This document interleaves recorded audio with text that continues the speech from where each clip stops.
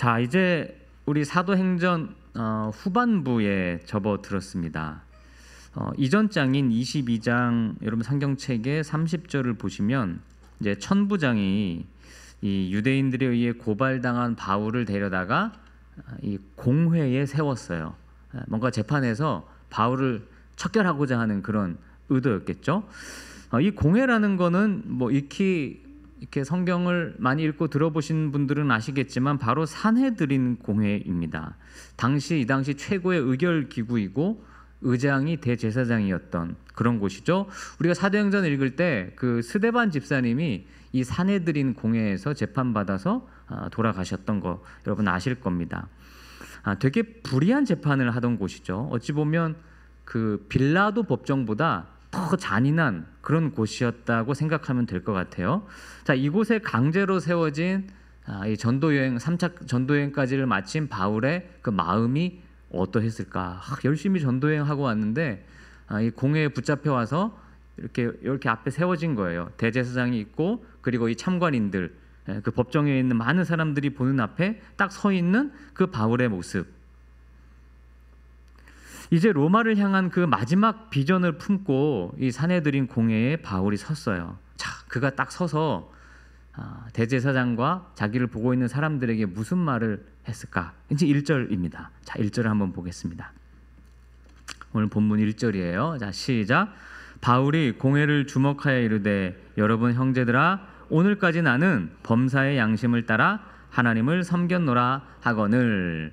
참 인상적이죠. 사실 이제 어떻게 보면은 곧 자기가 죽을 거라는 생각을 가지고 이런 말을 하는 걸 수도 있는데 두려웠겠죠. 그러나 그 두려움이 있었는지는 모르겠지만 거기에 있는 의장과 참관인들을 주목하여 바라보면서 오늘까지, 언제부터? 내가 다메섹에서 예수님 만났잖아요. 그때부터 오늘까지 나는 범사의 양심을 따라 하나님을 섬겼다. 이렇게 말합니다. 여러분, 제가 예수님 만나고부터 지금까지 오늘까지 범사의 양심을 따라서 하나님을 섬겼습니다. 이렇게 말한 거예요. 참 멋있는 말인데 양심을 따라 하나님을 섬겼다. 이게 무슨 뜻일까요? 그냥 단순히 생각하면 너무 애매모호하긴 해요. 양심을 따라 하나님을 섬겼다. 좀 고민해 봐야 되고 그리고 묵상이 필요합니다. 여러분 이럴 때 묵상해 보는 거예요. 이게 무슨 의미일까? 사실 바울의 현재 나이가 40대 후반에서 50대 초반쯤으로 추정할 수 있습니다. 지금이야 이 나이가 한창이지만 이 당시 평균 수명으로는 말년이었어요. 이 당시 평균 수명으로는. 전도 여행을 3차까지 하면서 수천 킬로를 다녔고 수많은 도시를 방문했고 몸도 아프고 그냥 매에 맞아서 아마 온 몸이 그냥 살이 아주 쭉 빠졌고 멍투성이 그런 상태가 아니었을까라고 아주 쉽사리 짐작을 해볼 수 있습니다. 너무 야위였을 것 같아요. 범사의 양심을 따랐기 때문에 그런 결과를 맞은 거예요. 왜 바울이 그런 안타까운 모습을 지녔느냐? 범사의 양심을 따라 하나님을 섬겼기 때문입니다. 여러분 성경에 보면 그 표현을 줄을 달아놨는데 보이십니까? 23장 그 보면 1절에 범사의 양심을 따라, 제 성경은 숫자 3이라고 되어 있고 밑에 되어 있는데 여러분 성경은 어떤가요? 그렇죠? 아마 대부분 비슷하게 되어 있을 텐데 그 밑에 보면 그거에 대한 설명이 있어요. 범사의 양심을 따랐다가 무슨 뜻이냐? 3이라고 해놓고 보니까 하나님께 백성 노릇하였다. 이렇게 지금 설명이 달려있단 말이에요. 그러니까 그만큼 뜻이 애매모호하니까 이렇게 설명을 달아놓은 거예요. 하나님 자녀답게 살았다는 뜻입니다. 여러분 인생 살면서 또 군생활하면서 누가 보든 안 보든 하나님 자녀답게 살았다. 생도생활도 내가 하나님 자녀답게 살았다. 이리저리 눈치 보고 고려해야 될 거 많지만 우리 살면서, 그러나 양심에 어긋나지 않게 하나님 자녀답게 살았다. 그런 뜻이에요. 하나님 백성답게 선택하고 내게 좀 불이익이 와도 믿음을 따라 결정하며 살았다. 힘들 때 사람 의지하지 않고 기도하며 살았다. 이리 기우 저리 기우 변명하거나 구차하게 구걸하지 않고 하나님 자녀답게 차라리 믿음으로 죽음의 길을 선택했다. 여러분, 이런 뜻입니다. 우리도 인생의 마지막 시기에 이런 고백을 할 수 있을까요? 저는 노예요. 왜냐하면 범사의 양심을 따라 하나님을 섬기지 못했습니다. 여기서 섬겼다고 하면 제가 저를 섬겼습니다 하면 이것 또한 양심을 어기는 말이 될 것 같아서 그렇게 말하기는 어려울 것 같아요. 주님 만난 이후에도 양심에 따라 살지 못한 것 같아요. 자, 그렇지만 오늘 이 말씀을 우리가 들었다면, 받았다면 지금부터라도 잘 살아야 되지 않겠습니까? 그게 하나님 말씀을 받는 크리스천들의 삶이잖아요. 바울이 예수님 만난 후 이렇게 살았다고 고백했다면 이제 사도행전 23장 1절을 오늘 묵상하고부터 여러분 모두는 나는 오늘부터, 오늘이 며칠입니까? 2025년 10월 29일 오전 10시 59분 11시부터 나는 하나님의 앞에 양심 따라 살았다 라고 앞으로는 고백할 수 있어야죠. 그게 신앙생활이죠. 그게 변화죠. 이제부터 여러분의 사도행전을 써내려가야 합니다. 자, 이 말을 들은 대제사장이 가만히 있을 리가 없죠. 2절과 3절 보겠습니다. 어떻게 바울을 대응했냐? 2절과 3절입니다. 시작. 대제사장 아나니아가 바울 곁에 서 있는 사람들에게 그 입을 치라 명하니 바울이 이르되 회칠한다며 하나님이 너를 치시리로다. 나는 율법대로 심판한다고 앉아서 율법을 어기고 나를 치라 하느냐 하니, 이 대제사장 아나니아도 그 요세푸스의 책에 의하면 엄청나게 잔인한 사람이라고 합니다. 바울의 입을 치라고 명합니다. 좀 더 우리식 표현으로 저 입을 좀 닥치게 해라. 야, 저 입 닥치게 해라. 근데 이게 그냥 입 닥쳐 이런 뜻이 아니라 입을 치라는 게 입을 진짜 치라는 말이에요.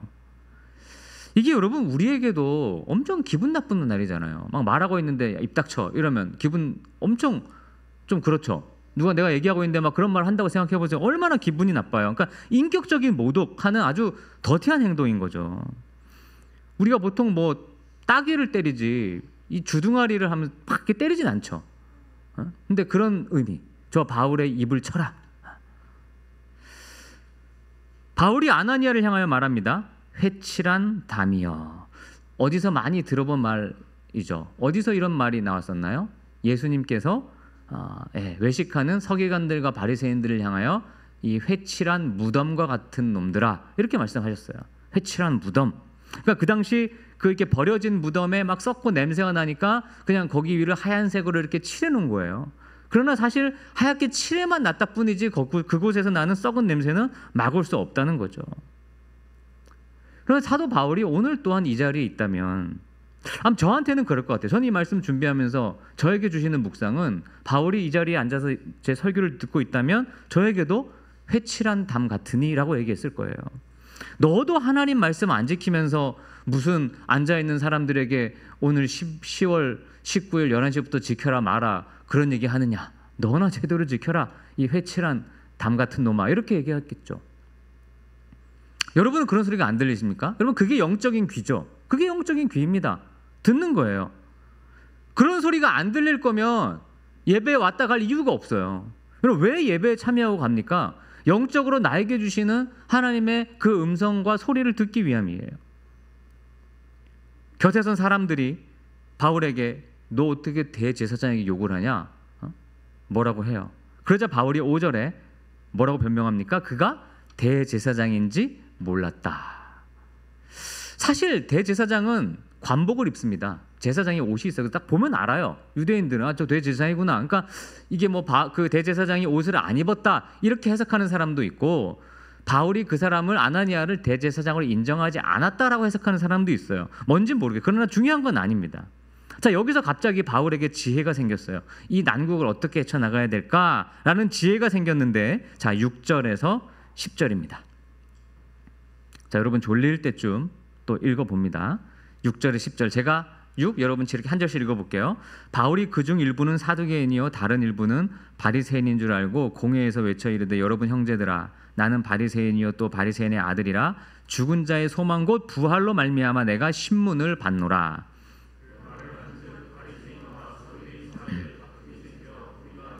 이는 사두개인은 부활도 없고 천사도 없고 영도 없다 하고 바리새인은 다 있다 함이라.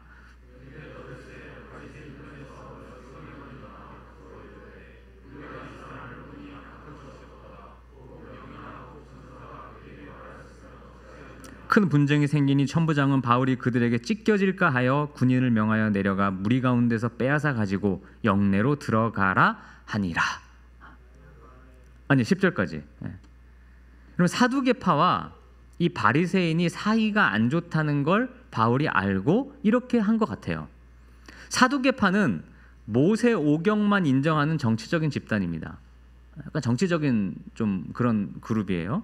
바리새인들은 아시겠지만 부활과 천사를 인정하는 상당히 종교적인 집단이죠. 또 사두개파는 하나님이 율법을 우리에게 주셨는데 우리 세계에 개입 안 하신다 이런 얘기하는 현실주의자들이고, 바리새인들은 그렇지 않다, 되게 이상을 얘기하는 이상주의자들이에요. 하나님의 관여를 중요시 여깁니다.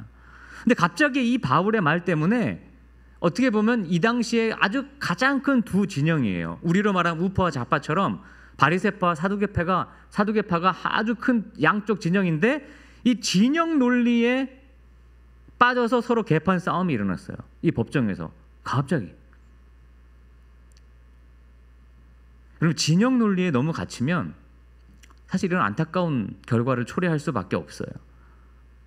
바울은 사두개인들과 정치 싸움하지 않았어요. 바리새인들과 종교적인 논쟁하지 않았어요. 그럼 바울은 뭐 했습니까? 그저 자기에게 주어진 전도의 사명 감당하면서 하나님이 주신 자기의 십자가만 줬을 뿐이에요. 바울은 진영 논리에 속한 자가 아니었어요. 예수님께 속한 사람이었습니다. 그러했기에 10절에 보니까 천부장의 손을 빌려 주님께서 바울을 빼앗아 영내로 옮겼다. 더 정확한 표현으로 보면 바울이 찢겨질까 걱정돼요. 그곳에서 바울이 다칠까 봐 우리 하나님이 너무 걱정이 되셔서 천부장의 손을 통해 바울을 건져냅니다. 여러분들은 사두개 쪽이에요? 바리새 쪽이에요? 아니면 예수님 쪽이에요? 여러분 11절 보겠습니다. 오늘 본문 마지막 절입니다.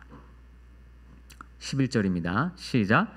그날 밤에 주께서 바울 곁에 서서 이르시되 담대하라. 내가 예루살렘에서 나의 일을 증언한 것 같이 로마에서도 증언하여라 하리라 하시니라. 아멘.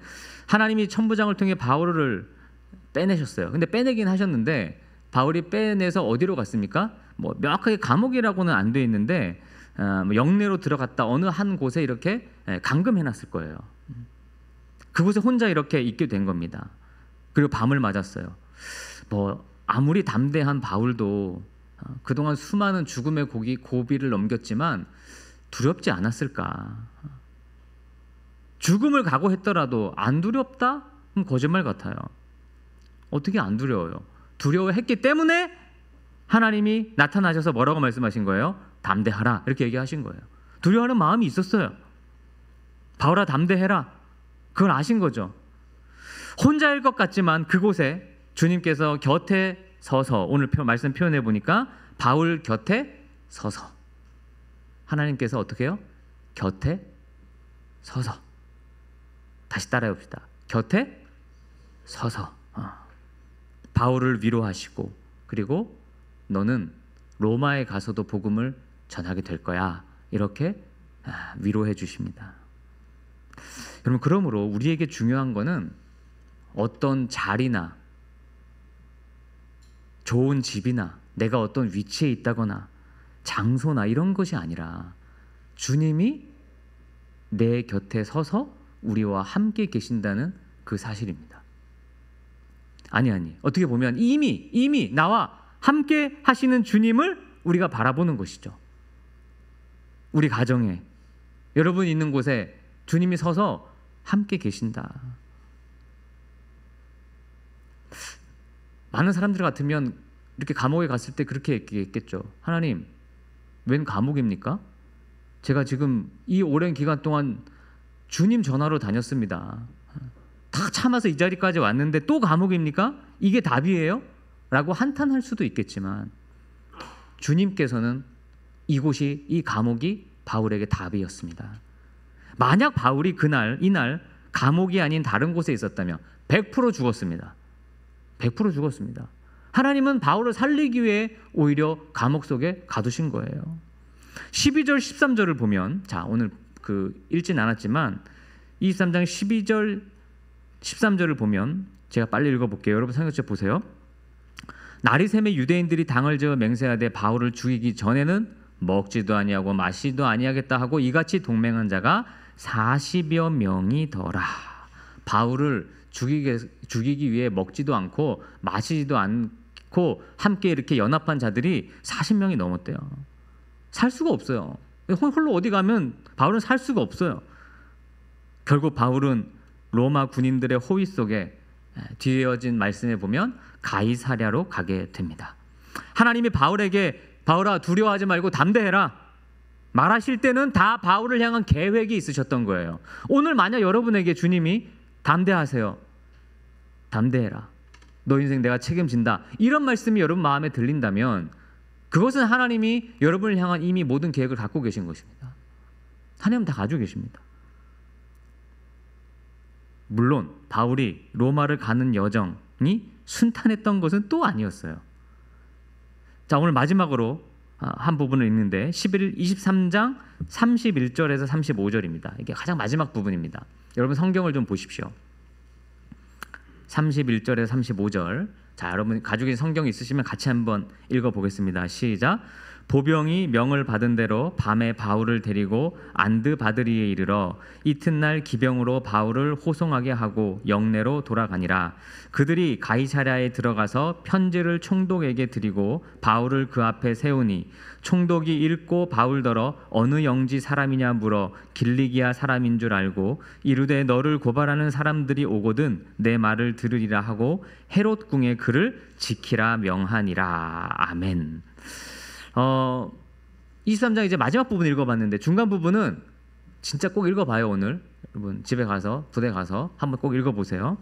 너무 길어서 다 읽지 않은 것인데 디모데후서 1장 7절에 하나님이 우리에게 주신 것은 두려워하는 마음이 아니요. 하나님 우리가 두려워하는 거 원하지 않으세요. 우리의 미래를 바라보며 내일을 생각하며 주님은 계획이 있다는 거예요.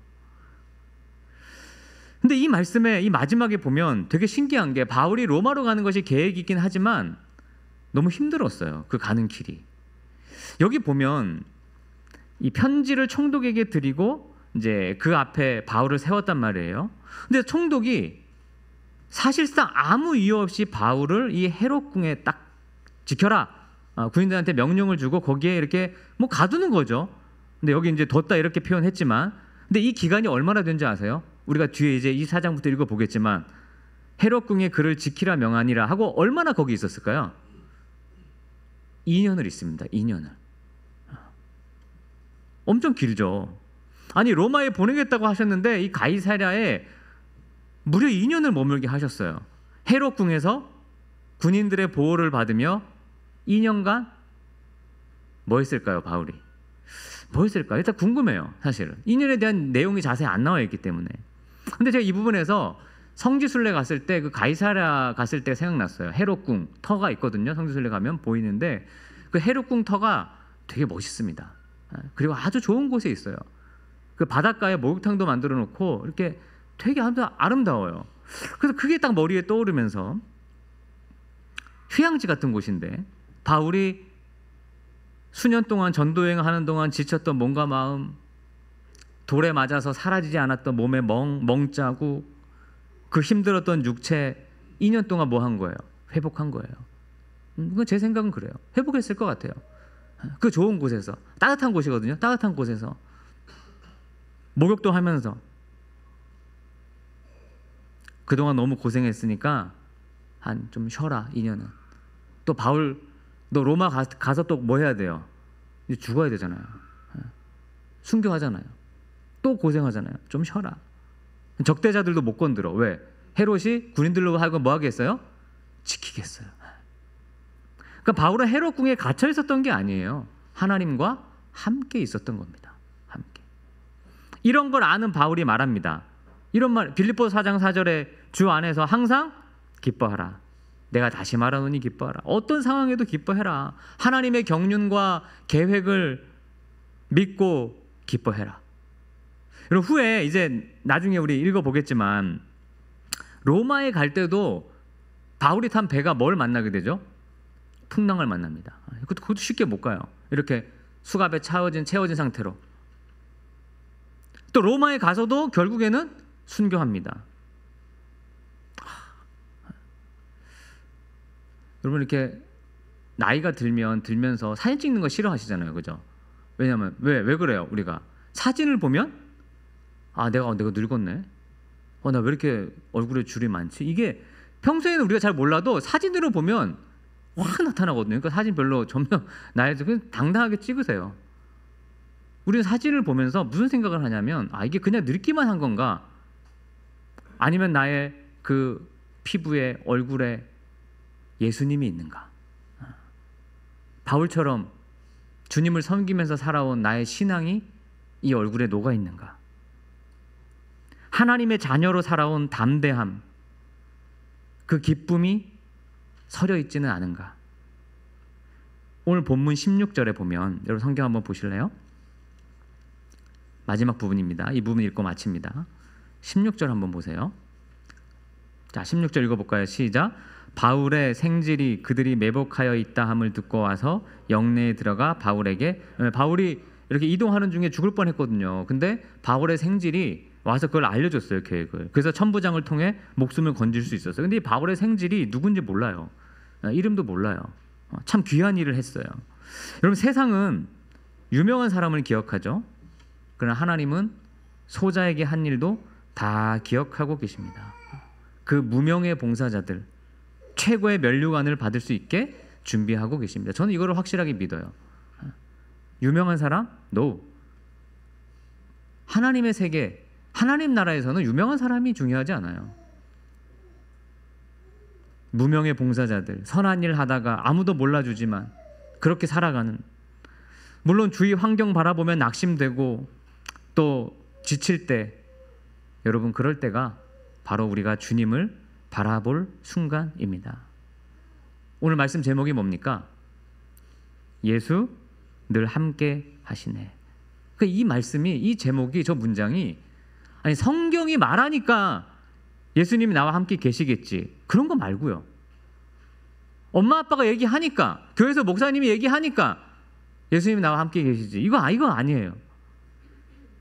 여러분 삶에 들어오시는 진짜 예수님, 진짜 예수님, 여러분 곁에 서 계시는 진짜 예수님. 어떤 분의 글을 읽었어요. 이제 나이 드셨는데 병상에 누워 계시면서 소원이 하나 있다면 뭐예요? 이렇게 물었더니 자녀가 물으니까 그분이 돌아가신 엄마가 자기 옆에 서 있는 거래요. 너무 아프니까 엄마가 옆에 있으면 너무 좋겠다, 힘이 나겠다. 여러분, 그런데 예수님이 우리와 함께 내 옆에 서서 우리를 위로하신다는 이 약속이 정말 여러분에게는 큰 위로가 됐으면 좋겠습니다. 왜냐면 부모님 언젠가 떠나죠. 자식 다 떠나죠. 배우자 다 떠나죠. 결국 내 곁에 서서 나를 위로하고 지키실 분은 예수님이죠.